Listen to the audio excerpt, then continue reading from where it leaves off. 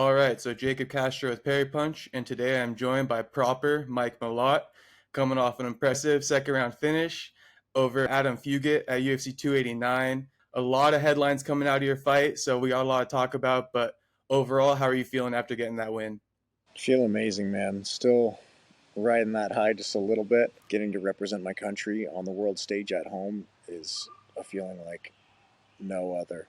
That's something I've been looking forward to pretty much my whole life. So getting to go out there and not just represent, but then have like a solid performance and get that, not just the win, but get the stoppage, and not just a stoppage, but not really take any damage during it, and you know, really kind of take over the fight. That felt amazing. Yeah, it's like literally everything went perfect for you, and that's one of the things you were touching on, like before the fight too. You're kind of like, I guess, manifesting that you would have a great fight the entire fight week. So to see it all play out like that was really impressive, man. And one thing I'm thinking about right now is how you even called your shot at the press conference, and you said you were going to get the finish, and then you ended up getting that. I'm curious, what went behind that? Was that thought out ahead of time, or was that kind of on the spot when the media asked you about it? Oh no, I knew I was getting the finish. Okay. Even if I didn't know exactly how, and you know, I knew I was getting the finish. I put too much work in to just be a guy who outpoints people and gets decisions. I don't do that. That's not my style. Maybe there will come a day where someone can survive 15 minutes, but I'm gonna make them truly, truly have to survive. I plan on stopping everyone. I don't know who my next opponent is, but I plan on stopping them as well. I feel like I have too many weapons, too versatile a skill set to allow people to survive for 15 minutes. Okay, so do you see this play out in training a lot as well, and that's where you gain this confidence? Talk about the confidence just to have a mindset like that in the first place. Mm-hmm. A lot of it does come from training, as my Muay Thai coach Kurelin says. He's like, you can't go into practice every day and never score and expect to get a hat trick in a game. Like if you're scoring in practice, you're going to score in games. Now, I'm not a bad training partner, so I'm not here trying to knock my training partners out. But if I sting guys to the body, or I show shots and pull them, and get that recognition in my head for a second, like, oh, that could have been a fight changer or a fight ender. But it's more like getting the reps and seeing the opportunities to really score and land these big shots, or like submissions. I can get submissions all day and guys tap out and we're good to go again. So I do get a lot of submissions in the room. So yeah, I think that, at very least from the submission standpoint, that's definitely where the confidence comes from. Again, if you're scoring in practice, you're going to score in the game. Like, I very consistently submit people in training. I feel like I have a very dangerous submission game, especially in MMA. It's I think I have one of those grappling styles that lends itself even better to MMA than jiu-jitsu. Um, so I expect to continue to get finishes, right? Like, and Hmm. I think I put them together pretty well, like I did on Saturday, right? Yeah, Was kicking the guy, faked the kick. He went to block, so faked the kick, landed two hard punches, dropped him as he's getting up, choked him, right? So kind of blend between like kicks, punches, submission, yeah. takedown defense, and submissions, right? Like there's a little bit of everything in that 2 seconds, right? There was Muay Thai, there was boxing, there was wrestling, and there was jiu-jitsu. It's like that was like a cool glimpse into what I think I'm capable of. Yeah, it looked almost instinctual to me or from like an outside perspective, but did you almost visualize like that sequence of attacks which kind of makes it happen so quickly, like all at once within a few seconds? Of course, yeah. I Yeah. mean, that's there's a lot of visualizing, and like I said before, Contender Series and all my other fights, like that was one of the ways I saw the fight finishing. Either him having to wrestle up or him getting hurt. Mm-hmm. Excuse me, sorry, long day. No Um, worries. like there's a lot of ways to win this fight, but like I had visualized a lot of other ways I could have finished that fight too, and I got close with a couple of them. Got a nice, I had a nice body kick. Was landing my body kicks, landed some hard punches. Got on top for a bit. Um, yeah, I visualized a lot of finishing that fight. Okay, so that was just one of the many finishing sequences that you probably visualized. But as far as your jiu-jitsu goes, man, we had Gordon Ryan. He went ahead and gave you props for using apparently the guillotine that he originated or created. I was reading your posts a few times trying to figure out like all the breakdown, but now that I have you here, I might as well just ask you what makes this guillotine so special or so effective?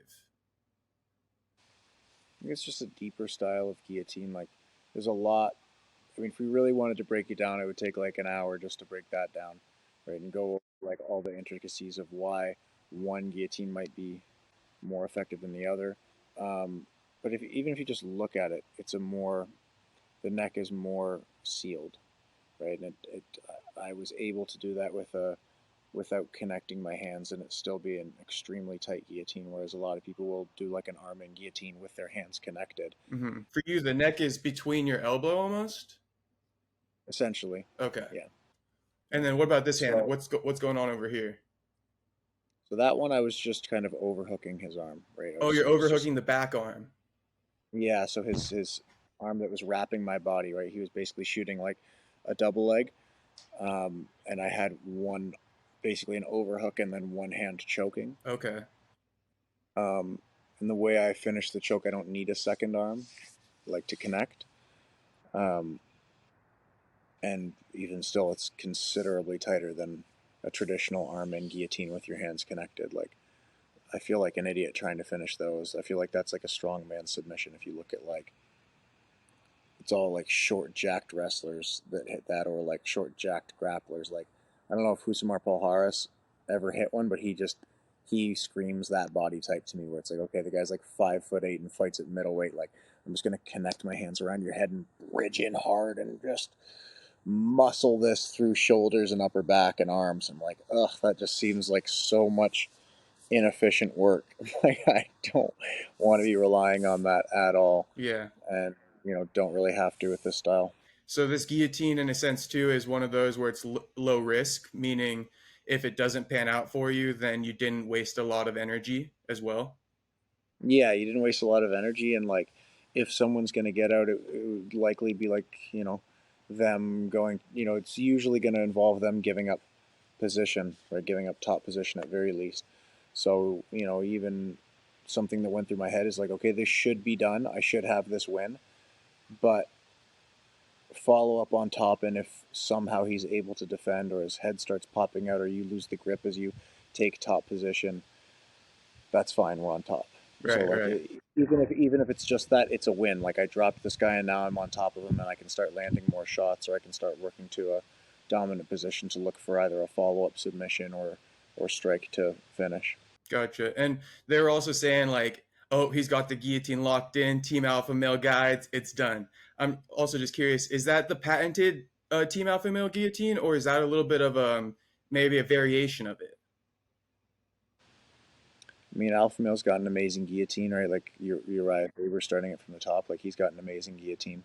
I wouldn't say it's necessarily just one. There's one that he tends to have more success with, but even if you talk to Faber, one of the first, about technique, one of the first things he'll tell you about is his 12 or 13 move choke series. That's like his go-to, is front headlock attacks, and we drill that a lot. So there are a bunch of variations within that choke series that Faber goes over. Part of them are setups, part of them are hand positioning, or different different wrap ups of the head. But I also learned a bunch from my jiu-jitsu coach Andre Grandbois here, Felipe Bragiao, my other jiu-jitsu coach. Learned a bunch from the Danaher Death Squad guys, John Danaher and Gary Tonin. Went down there and trained with them, and watching all their instructionals, right? Like, the Danaher front headlock instructional helped so much with confidence, um, especially with, like, I won't get into too much technical stuff, but he talks a lot about head shifting, and that helped me a lot. And just those guys really seem to understand jiu-jitsu on a completely different level. And then, like I said here, like, I've been training in Ontario for the past, basically since Contender Series. And my jiu-jitsu coach, Andre Grandbois, is just an unbelievable coach. Gives me so much time and attention, and understands this game on such a deep level that just, like, every time I'm around him, I'm learning something new. Yeah. It seems like he does add a lot to your confidence. Just like, I don't know much about him, but the relationship you guys have, the chemistry, I can kind of see like he's a cool coach, and I even saw you getting like a little tally on the wall, so he's celebrating all your submission wins in the UFC. So he's heavily invested as well. Yeah, man, I'm really lucky with my coaches. Like, I'm really close with all four of them, a lot closer than I think most people are with their coaches. Um, it's a pretty cool relationship. Like, we're all heavily invested in winning. I'm not just one of many fighters for these guys. Like, I'm their fighter, but they're also like four of my favorite humans in the world, four of my closest friends. Different styles of relationships where they're all my coaches, but like Andre, my jiu-jitsu coach, and Prickett, my wrestling coach, like it's very much like a peer-to-peer relationship in that we trained together and we came up kind of together, and in different aspects. Like Andre and I with jiu-jitsu, and Prickett was already an elite level wrestler, but he was looking to get into jiu-jitsu and MMA, and so we're kind of all building together. Whereas like my mental coach Big Danny and my striking coach Cruellen Helmegen, it's much more like traditional coaching role, not like fatherly, but kind of like that, where it's like we're not just peers and close friends. Like it's like a more more authoritative figure. Mm-hmm. So we have like that kind of a relationship too, but still like equally as close. And all four of those guys kind of have come together since I started training with all of them, and they don't work together a ton, but just the synergy throughout fight week and the the selflessness and the way these guys just like there's no ego, everything just comes together so naturally. And like Danny Castillo's cornered me multiple times with these guys as well. He wasn't able to make it this time, but he's been in my corner multiple times in the past, and just the way he like without effort seems to mesh with these guys. It's just like fight week's always a really enjoyable week, as much as it's like stressful and you have a serious job to do and there's a lot on the line. It's like I really have grown to thoroughly enjoy fight week, to where it's fun now. I Mm-hmm. like those, just like hanging out at the hotel with the boys. Yeah. It's really fun. That's sick. Did it how like because you had a couple other teammates with you as well? Were you guys all kind of just hanging out together during fight week too, or do you like to do your own kind of thing separately? We were doing our own things a lot more. Okay. Hung out with Jazz a bit in Vegas for our previous fight, but this time it was a lot more. Excuse me. Sorry. No, This you're good. time it was a lot more individual time, right? Like Crew Ellen, my striking coach, had two other fighters, so he was dividing his time kind of in three. Yeah. And I figured that I'm like I probably won't get as much time as I usually do with him. And then same with Prickett. He's got Jasmine, his girlfriend and fighter, fighting as well. So I'm like he'll give more of his time to her, as he should. So I was like, okay, I'll probably end up spending more time with my mental coach and my jiu-jitsu coach, which is pretty much what ended up happening. Like those guys Yeah. were always there for my workouts, and we'd grab a meal together and we'd do some stuff together. But for the most part, I was hanging out with and my social media manager, who's basically just become one of my coaches as well. He's like my social media coach. He's the man, Michael Goisman. Mm-hmm. So the four of us kind of hanging out: Goisman, Andre, Big Danny, and me. So Okay. all of us just kind of hanging out. Gotcha. That's pretty sick. You got a little crew hanging out with you, keeping the Oh vibes yeah, good. yeah. One thought I had as well is that so you had a great takedown, man. That's one of the things, like the biggest takeaways for me from that fight that I loved was that takedown when I think your back was on the cage, right? But it was Mm. again a really efficient takedown. I think it was like over under or maybe a double under, and it was like a trip or something. Like where did that come from, man? Did you visualize that too? Because I love the big throws, and I also think they're good in MMA because they're these big moves that are really effective. But sometimes, when you do a standard wrestling shot, it's that's what everyone's training to defend. So when you hit them with these like throws and stuff, you see Nate Diaz hitting them. Like what went into that? Did you think about that beforehand? I've been saying it for a while, man. I I feel like there's a lot of stuff that I'm good at and that I go to quite often that I just haven't had to show yet. Yeah. Right. And I'm not a guy who goes out there and is like, I'm going to show you everything I'm good at. I'm going to beat this guy up for a bit on the feet, and then I'm just going to decide to take him down whenever I want. And then I'm going to grapple, and then I'm going to let him up, and I'm going to do this. I'm going to do that. I'm like, I'm going to do the job as efficiently as I possibly can. And that means if all I have to do is jab you to death and I'm going to finish you off of that, then I'll just jab you. You know, Mm-hmm. if all I have to take you down, if all I have to do is whatever, I'm going to do that. This one required some takedown defense and just kind of, I wanted to test the wrestling a little bit. Again, I wanted to get the job done as efficiently as possible, but I was like, you know what? I want to see this guy's like, you know, DC's talking. This guy's wrestling up big time. He looks like a good wrestler. His wrestling looked very technically savvy in his previous fights. But at the same time, the two guys he had fought in the UFC weren't great wrestlers. So I was wondering, I'm like, how is this guy's wrestling? You know, is it really good? It looks super technical. Like he looks long and strong. Let me feel. Let me see what we can do here. And as soon as we tied up, I was like, I think I just thought I'd try something. I was like, I think I can get this on him, just based on what I was feeling.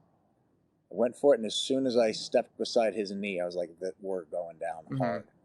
And then just stayed on top for a bit. I got kicked off a little bit, but I also didn't feel like I desperately needed to stay on top of him. I felt like I was winning on the fight, and I felt really in control on the feet. And I also thought maybe there was a bit of like, he probably thought like, if the striking's going poorly, I'll just take this guy down because he's a wrestler.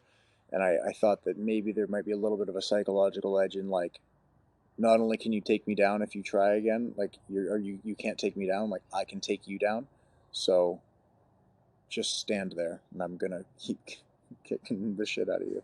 Yeah, I personally think that, like you kind of just said in the beginning too, that was a little touch of your genius right there, a little bit. Just like, the efficiency is something I respect a lot about you as a fighter personally. Thank you. Yeah, no problem. But I got another one for you, and this is like probably the biggest thing. I don't know if anyone said anything because I tried not to listen to your interviews so I could try to be more original. But let's see. I think you're a little bit on a crash course with Ian Garry. Yeah. Probably within the next couple of years, but I think you guys both got to maybe build up over the next year or so to make it a big fight. Is that a fight that you're kind of looking at as well? You guys are like the two prospects at 170 right now. Yeah, it seems like we've been on a collision course since we both got into the UFC. I think it will either take me getting a couple very big fights quickly, or something slowing him down, because I mean he's fighting the number eight ranked guy next, right? Like if he All right. beats Jeff Neal, not only is he ranked, but he's ranked top 10, and I'm still not ranked yet. I think I'm getting pretty close and maybe a win or two away from being ranked. But it might, right now I can't see them wanting to put us together unless it's like you're both undefeated title eliminator. The only way I see it kind of happening in the next year is if Ian loses, and there's like less, you're not skyrocketing this guy right to the title. But I think that's like one of the more intriguing matchups fan wise. I would love to have that fight. I think it would be a big fight. I think it would get a lot of eyes on it. Like these are two big fighting countries for the UFC, Canada and Ireland. Mm-hmm. And on top of that, I love the stylistic matchup. I think I'm just a really bad matchup for him. So yeah, man, I would love that fight. Yeah, that would be a sick fight. And they're also, you're not going to say it yourself, so I got to say it for you, but calling you the Canadian GSP, which I have another question off of that, but calling him the Irish, Conor McGregor, the new age stars from these respective countries. So Right. it's obviously something that probably the UFC is thinking about. But off of that, if you're still there. Sorry, yeah. Okay, no worries.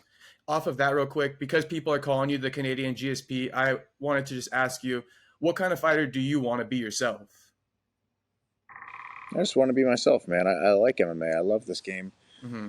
A couple of things I pride myself on are like my finishing ability, so I want to continue that finish streak. I think my fights are always exciting, so I want that. I want to continue to get the win bonuses. I was a little bummed with my first fight not getting the performance bonus, not just for the money, but I was like, I had always envisioned being however many fights deep in my UFC career and having that many performance bonuses, right? So Yeah. we're 2 for 3 so far. I'm going to keep that streak going as far as finishes. I'm going to keep that streak going as far as performance of the night bonuses. I want to be known as a guy where people are just like, I don't know what to do to him. I don't know, like, what should the game plan be? And I want people to be like, I don't know what the game plan is. Just try your best. Like, that's what I want. Where it's like, well, honestly, I don't think we're going to have a ton of success striking this guy.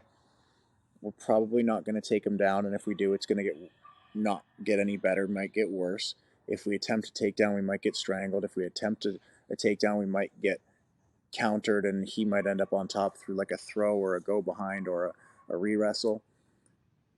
And if we get in any grappling exchanges, like, he's heavy on top, but there's also the chance of getting caught with a submission or get pounded out on the ground if you stay too long on the ground. Like, I want people to be like, where do we go with this guy? Mm-hmm. I don't know what to do to him because he doesn't have any holes, and I don't feel like I have any glaring holes.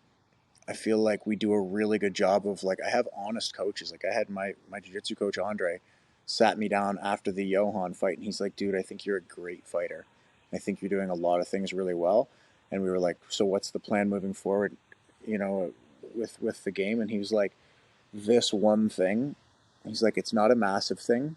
He's like, but there's like one or two little things in here. He's like, if one of the best, if you're in that with one of the best guys in the world, he's like, I'm not confident that you have a perfect answer yet. And at first I like wanted to get defensive. I'm like, no, man, I have this and this, like, and then I'm like, no, he's, like, took a second. I'm like, no, he's right. Like, I'm getting defensive because he's right. Mm-hmm. He's like, but I think if we spend like a year working on it a couple times a week, he's like, I'll be really confident with you going against the best guys in the world in that situation. And then we put a little bit of time into it this camp, like a couple times a week. And we had the follow-up meeting this week. And I was like, so how do you feel about what we talked about last camp? He's like, I thought it was going to take a year or 18 months. He's like, I'm already like, we'll continue to work on it like everything else. But he's like, I'm no longer concerned about those situations. He's like, the gains you made in 3 months in those very specific situations, he's like, I am no longer concerned regardless of who you're against. Dang, and So, that kind of shows too, because you went to Team Alpha Male, so and because you started off as a kickboxer and wrestling was like something you hadn't trained at the time, probably. So that makes a lot of mm-hmm. sense. You kind of like to create your game almost by attacking the weaknesses. I mean, it sounds obvious, but I think a lot of fighters do just enhance their strengths. So Yeah. yeah, I think a lot of guys are like, no, I'm this kind of guy. yeah, Like, okay. Well, that kind of guy loses to this kind of guy. There's always a rock to your paper to your scissors.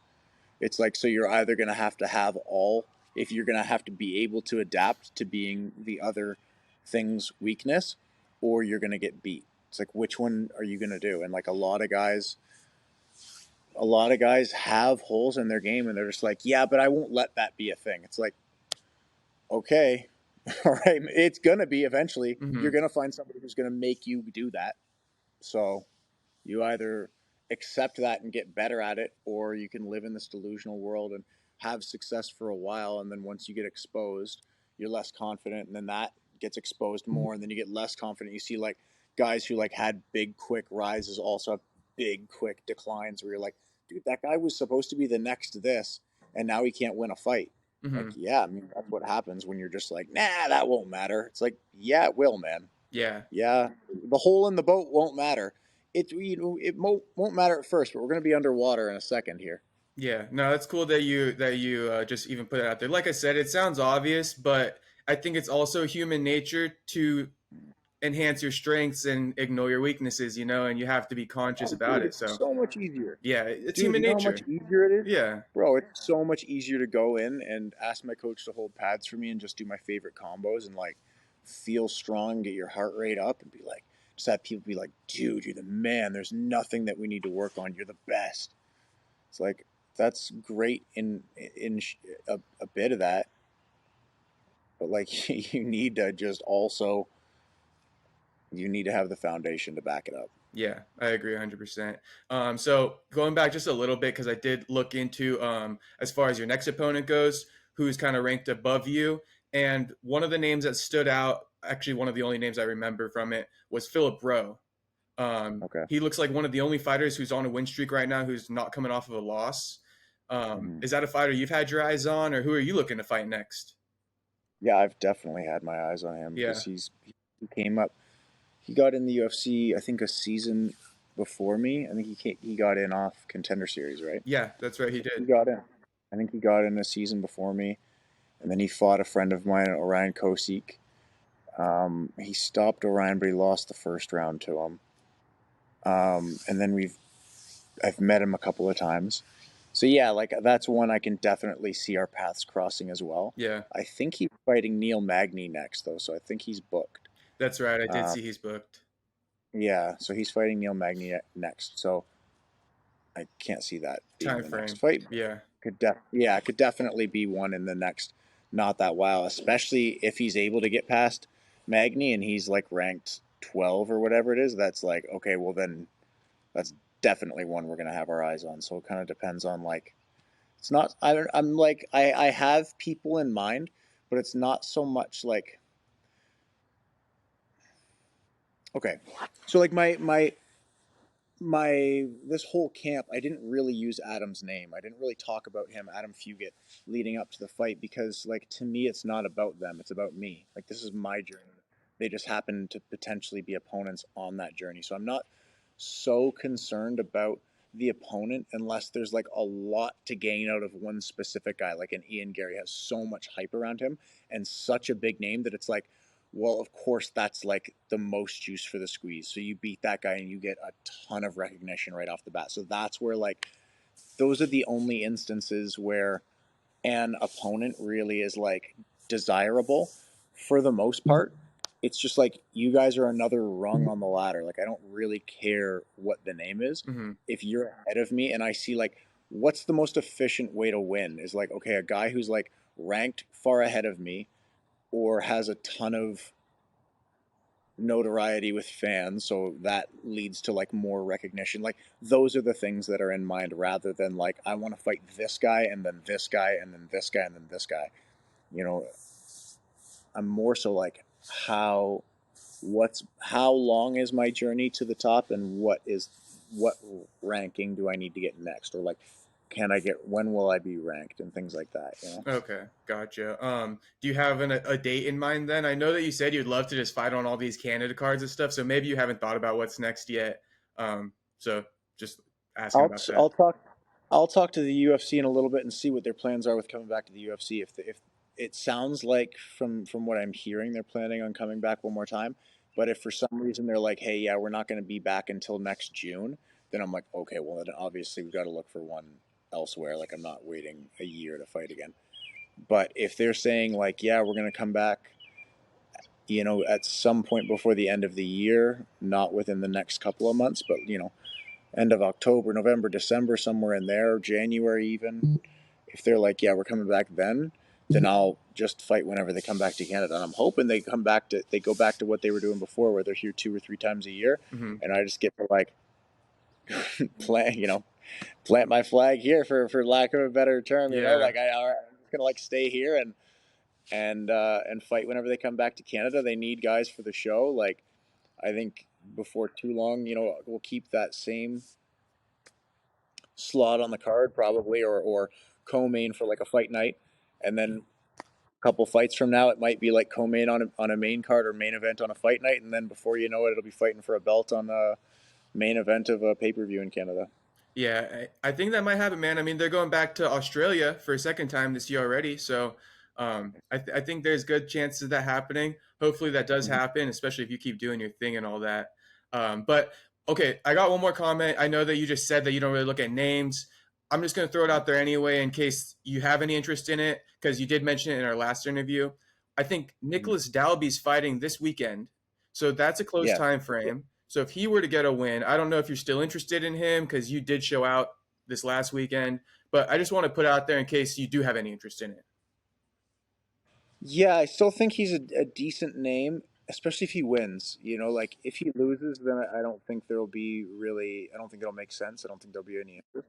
I mean, if that's who the UFC chooses, that's who the UFC chooses. At the end of the day, it's their show, and I'll fight who they tell me to. But if I get to have a little say in it, like if he wins that one, I think he's like 5-1 in his last six, or something like that, or six. He's won a lot lately. Some of them are kind of closer decisions, but he's won a lot lately. So if he wins this one, then I still think that makes a lot of sense. He'll still be, rankings wise, if you're looking at like Tapology, he should still be like, 25-30 range with a win, or maybe even a little higher. So yeah, that could still make a lot of sense. He's a big name, especially in Europe. So that would be a cool way to get like some different eyes on me, Yeah. and just like build the fight in a, you know, especially these like international fights are cool, man. Like you love a badass American versus a badass American, but like it's cool to see like you know, an Australian versus a an Australian versus like a Scotsman or something like it's like not, it's not just like the American or the Brazilian or the Russian. It's like some other, Polish guy versus Polish guy versus like a Chilean, or it's like it's Yeah. cool to see like different countries go against each other. It kind of feels like, you know other sports like that on top of like an actual fight. The So ones who I are like like those. less represented almost too, not Americans, but when you get two Yeah, other countries that aren't America. yeah, Yeah. exactly. Or like, yeah, like I would say like probably the big three must be like America, Brazil, and Russia, right? Right. So you see a ton of players from those three. So you see like, when you see like a country that only has like a handful of guys, you're like, especially against another country that only has a handful of guys, like, oh, this is cool. Like both of their countries are like hanging on this. It's like there's so many Americans in the UFC, and there's so many successful Americans. It's not like every American UFC fan's like hanging on, like we've got to have this one American guy win. It's like, no, you've got like half the roster's American probably. Yeah. So it's for the other countries, it's more like, dude, we've got five guys in the UFC. Like this guy has to win. Like please, come on. They're cheering for each other. So I don't know how many Nicholas Dalby's from Denmark, I believe, and I don't know how many Danish fighters there are in the UFC. So that would be a cool one to go against a Canadian. Yeah, and like you said, a lot of eyes because he's only one of a few. So that's also part of the point you're trying to make. Um, Yeah. what's it called? So we only got about, let's see, 12 minutes left. So I want to ask you a couple things about life. One thing I didn't do a good job of asking on the last one, and it skipped my mind, was I noticed that you took about like a 4-year hiatus from fighting in general. I believe that might have been during the time that you were at Team Alpha Male, but I'm not 100% sure. So just curious, man, how come you did take 4 years off, and what went on during that time? So yeah, I took 4 years off while I was at Alpha Male. Part of it was I fought. I had some time getting ready for some other fights. Those fell through, and then I decided to stop fighting. So it was like, an extra 6 months of that before I decided to stop, or 8 months. And then same with on the other side. There was another 6 months where I was like, okay, I'm gonna fight again before I actually got a fight, or 5 months or whatever it was. So it was a 4-year gap between fights, but it was really like 3 years where I was done with MMA. Just the fire burnt out, man. I didn't want to do it anymore. It's like, this doesn't excite me. I don't want to do this. Like I'll fight if I have to, and I'm like, I don't have to. Wasn't excited by the idea of getting to the UFC. I wasn't excited by the lifestyle, and I just wanted to change and wanted to do some other stuff. And started competing in jiu-jitsu a lot and focusing on grappling and learning some new things. And I'd never really lifted weights before. I started like lifting weights, and all around that time started like coaching MMA. And we needed a new coach at Alpha Male, and I kind of like took over one of those main coaching roles of striking and MMA. Helped a bunch of guys get to the not get to the UFC, but like train for fights in the UFC, and corner them, and get to experience this like portion of life that I'd really wanted for myself. I no longer wanted it, but I still got to get the fix a little bit, where I was like involved in the life, and got to be around fights, and still was passionate about what I was doing. But eventually that passion came back, and I needed to start competing again. Okay. How did the passion exactly come back? Just from seeing your teammates win, or wanting to get some money, basically? I mean, what was it? Nope, nope, neither of those things, Okay. honestly. Like seeing my friends win was amazing as a friend and as a coach. So I got a lot out of that. It checked its own boxes, right? Um, and then money, fuck, man, there's easier ways to make money. Uh, like if you're getting in, like, just if you're somebody watching this and you're like, man, I'm 15, I'm gonna go make a bunch of money, I'm gonna get in MMA. It's like, that's not why you do this. there are way easier ways to make money. I'm finally, starting to make a bit of money now, but like not any, even still as much as I could if I had been a professional that poured this kind of energy into business or finance or whatever, right? So if you want doing this for money, go find another way to make money. It came back like the organic way, man. I just like the first few times I cornered guys in the UFC, I was like, I am not jealous of these dudes. I don't want to be them. I don't want to be in the cage. You're I'm almost glad I'm happy you helping. weren't, huh? Maybe. Yeah, Yeah. not almost. I was happy I Yeah. wasn't in there. I'm like, I don't want to be in there. Fuck that. That Damn. doesn't seem fun. I was like, I'm happy out here and I'm happy to help people. And one of the big driving factors, one of the big driving forces behind me getting back into competing, I think, was the lockdowns of the pandemic. When we locked down, it was just like, all right, man, what do you want out of life? How do you feel about, just like quiet time to ask yourself a lot of questions that I just felt like I was too busy to, I was busy enough to avoid asking myself, I guess I should say.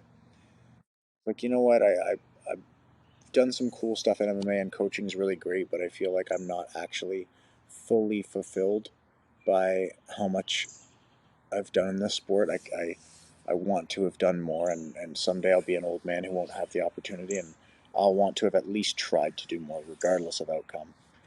And so, yeah, came back, got back into it. I love it, man. I'm super glad I'm competing again. Okay. That's awesome, dude. And what age was that when it came back where you realized like that time is valuable, you know? I was 28. 28, okay. Realizing like, dude, if I just waste another 2 years, it's gonna be like a lot of time. Yeah, Yeah. yeah, exactly. And I feel like, honestly, it wasn't a waste, those years for me. They were invaluable. There are lessons I learned and experiences I had that I wouldn't have been able to have, and I only would have been able to learn the hard way through firsthand experience. And I was able to be there when guys had big losses. I was able to be there through camps when guys had big wins, and I got to see what different people needed and what worked with guys and what didn't, and what would definitely not work for me, and what I need to do to build the right camp for myself and build things selfishly in a way if I were to go back to MMA. And while I did miss 4 years of competition experience, I also saved my body and saved my head. I wasn't taking damage. I wasn't, you know, taking shots to the head. And I feel like it bought me a lot of time on the other end of my career, and bought me a lot of fight IQ experience and fight maturity that I couldn't have possibly gotten had Okay. I not had that time off. Okay, so I got three more for you. Number one, it's all kind of related, but number one, did you have a girlfriend during that time? Because you're obviously engaged now, but just curious if you did have a girlfriend during that time. No, I No. was single. Just yeah, I Okay. was single. So you know when the drive came back, it's kind of like a dream, I'm assuming. So you went and started chasing a dream, and I just kind of want to let the last thing be like, as far as like giving advice to kids and stuff who are out there who want to chase a dream or anything like that. What kind of advice do you have for them in general?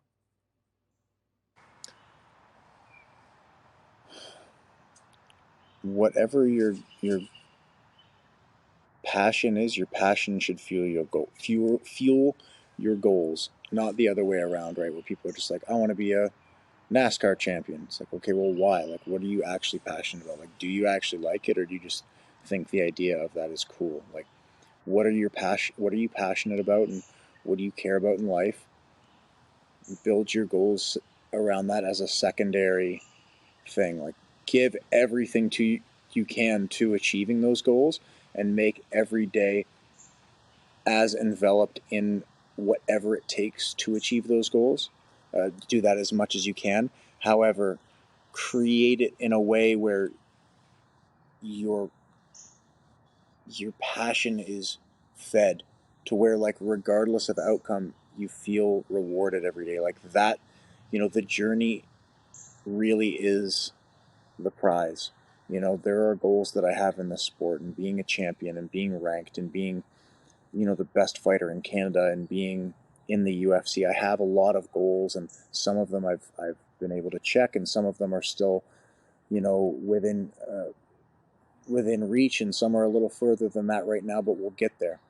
Um, but regardless of if I ever achieve another goal or have another single win in this sport, like I've already won, man. I love my life. I wake up every day and I do my favorite thing with my favorite people, and then I come home to my other favorite people. Like I do martial arts with my best friends and coaches and training partners, then I come home to my family and my fiance. I don't need anything. I don't need anything more than that, and that's what life should be about. I saw a video of Jerry Seinfeld talking to an up and coming comedian who was like 29 or 28, talking about how he's like, how do you deal with all this? Like, how long do you keep pushing and trying when you're 28 and you don't, you look at your friends and they have kids and they're married and they have families and they're making money and they're on the up and they're successful. How do you do that? And he's like, what are you talking about? He's like, you're the one that's winning. He's like, they all have families and kids and jobs Mm-hmm. and are already successful in making money without having done this. Like, they're losing. You're winning. And it was like, you could tell Jerry Seinfeld is just like, you must not be like me then. Like, you must not love it the way I do, because whether he, he's like, you're asking the wrong questions. It doesn't matter. It doesn't matter if you make it. And you can just tell, like, the genuine, like, if I hadn't made it, I still would have loved it. I Mm-hmm. would still be doing this. I'd still love this. And that's what life is, man. Yeah. Of course, it helps being successful, and of course, it helps achieving goals and climbing ranks and moving on to new chapters. But like, do you love your life?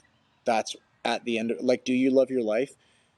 Are you good to the people around you, and are you making sure you're not harming anyone? Like, that's what life is. That's it.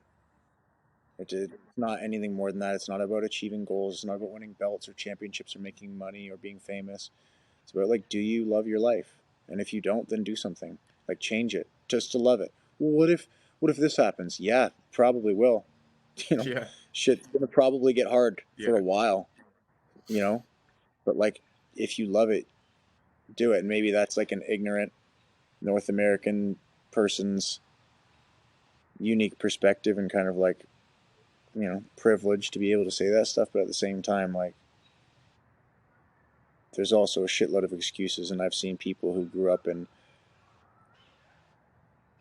the wildest environments become successful. Like, if sure, there's like, you could make excuses as to why someone might be able to say this, but at the same time, it's like there's a counter, there's evidence of like a counter argument for that that I've experienced. So I don't really want to hear it, the excuses. Yeah. Meaning just that if they have an excuse, you've seen someone from a harder place achieve success, so there's no excuses in general. Yeah, man. Like, there is a way around it if you want it bad enough. So just to even like reiterate what you just said, it's not even just doing the one thing that you love every day, but having a well-rounded life to where you have multiple things that you love. Maybe you have a hobby that you love, then you spend time with the people you love, and then you have something else that you do that you like, but like kind of like Well, diversifying and just doing the things you love basically.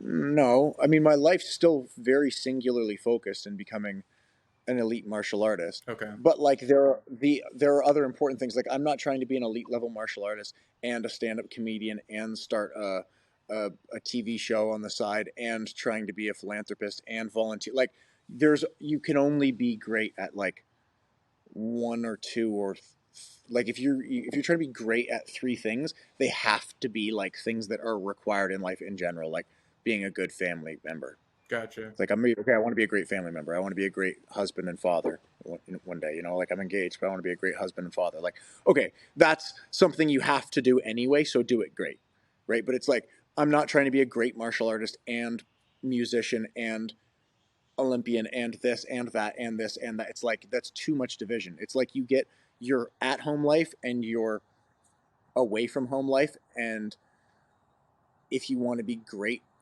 if you want to actually be great at two things, like, it has to be those, Okay. you know? So I It's like you misquoted a can't. little bit, but basically what you're Yeah. So saying. yeah. So like I love my life, but it is also extremely singularly focused on mixed martial arts. If Right. it's not mixed martial arts, it's basically my family and my fiance, and that's it. Gotcha. But I'm not just doing. It's not like I sacrifice every day. Like there are hard moments of my day, but I love those. I love doing that. I love when it sucks at the gym. I love when it sucks in the cold plunge. I love when it's my lungs are burning and my legs are tired. Like I love that. I Yeah. love when I'm having a hard round and a hard problem to solve. It's fun. It sucks in the moment at times, but it's also super fun. So if you don't enjoy what you're doing, it's going to be probably really difficult to get great at it, is what I Right. was saying. And back to like what I said, which was how to like achieve your dreams. You basically said that you need to enjoy the journey, right? So that's Yeah, probably the you have biggest to. takeaway. Yeah, enjoy the journey, enjoy the hard work. Find the love Yeah. in that. Enjoy the journey just because like dude, there's always lots to be grateful for. There's always, there's always lots to be grateful for. So be grateful, man. Enjoy it and like have fun. Because even if you suffer through everything and you hate the whole journey and you're like, nice, I achieved that one goal that I wanted, it's like that'll feel cool for like a week. And then it'll die back down. You're like, dude, I didn't even enjoy the like 15 years it took me to get there. Why did I do that? Like, enjoy it, man. And if you don't, then go do something else that you enjoy. Yeah, that's a great You know, point. The fire not will always burn out, so that's why you gotta enjoy the journey, not like the rewards at the end of it. sure, yeah, Yeah. exactly. All right, brother. Well, thank you for the time. We went 2 minutes over, but I'll let you get out of here. Enjoy the rest of your night, man. All good. Thanks a lot, Jacob. Talk to you later.